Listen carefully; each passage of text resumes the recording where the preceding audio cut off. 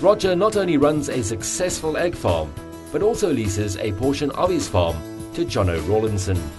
Jono Rawlinson is a vegetable farmer who hires his land. Jono explains how important it is to start a smaller operation that grows larger over time. By using previously used farm equipment, he reduced the initial capital outlay needed to start his operation and minimizes the risks when running a farm. I started hiring here about three and a half years ago. I've been hiring this piece of ground. But before that, we hired a farm down in Horseshoe Valley. And it was also again, well, then the guy that we were hiring from decided to sell, so I had to look for another place. And I knew this guy, so I came up here and I approached him. I mainly plant cabbage and lettuce and spinach, as well as rotate with maize and butternuts. And I think you do have to have a passion for what you do, especially in vegetable farming, because it's very much labor intensive and it's very much time consuming.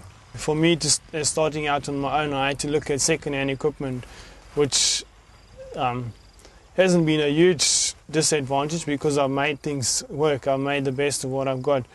The other aspects with second-hand equipment, you're not putting in as much, so your return on your crops don't have to be as high when you're starting. So if you had a bad batch of cabbage, the price is low, you don't have to worry end of the month, hey, I have to pay my debt.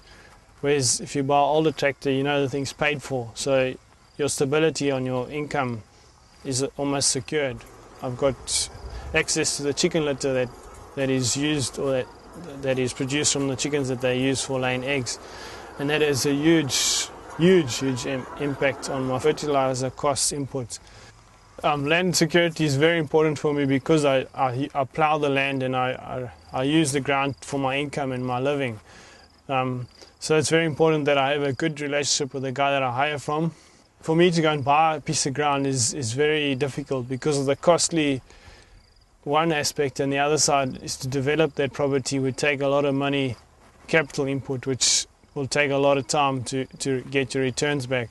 So I'd rather start off smaller or higher property, and you know that you can get your income and one day develop that into something else. You've got to have your infrastructure sorted before you actually start farming. It's no use in planting a crop of cabbages and you can't water them. You may as well not even plant, you're wasting your money. So make sure your infrastructure is sorted. Market intelligence is critical to the distribution of your product. Jono uses this information with the help of the municipal market in Wilsonia to create an outlet for his produce. In farming, you've got to know what's happening with the market all the time, because your price comes up and down with supply and demand.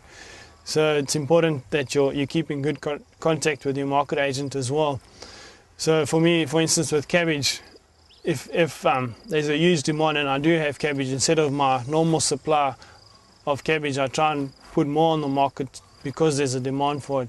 So you end up getting a better price on that side of things. But on the other aspect, if there's a flood of cabbage, you've got to know what's happening on the market, that you don't just put your vegetables there and they end up rotting there and you get nothing for them.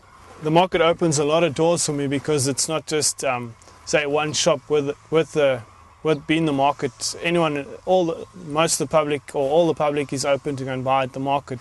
So that creates an opportunity for me to plant a bigger volume of stuff because I'm not limited just to one shop or one supplier.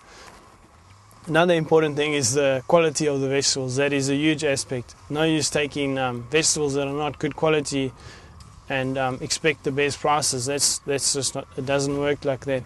So quality is key. The only thing that concerns me is the cooling system, because the quality of the veg does not hold on the market. I was chatting to someone I gave a cabbage to outside of the market, and they said their cabbage lasted 2 weeks outside the premises of the market, but inside the building, within 2 or 3 days, the vegetables are deteriorating because of the humidity and the heat inside there. So that's a big concern for me as a supplier to the market, is that you put the quality there, but by the next morning the stuff is not looking as fresh as it should be. The market fees are taken off your income no matter what. They still do that, no matter if your stuff is good price, low price. So as a farmer, I often think to myself, what is up, where does the money go to on the market? Because you come into the premises and they're burning rubbish in the corner, and the grass is not cut and the infrastructure is there, the buildings are there, but they're not maintained. But on the other hand, there is times when I go to the market and I think, hey, these oaks have worked hard, they've really looked after it. But that's not always the case.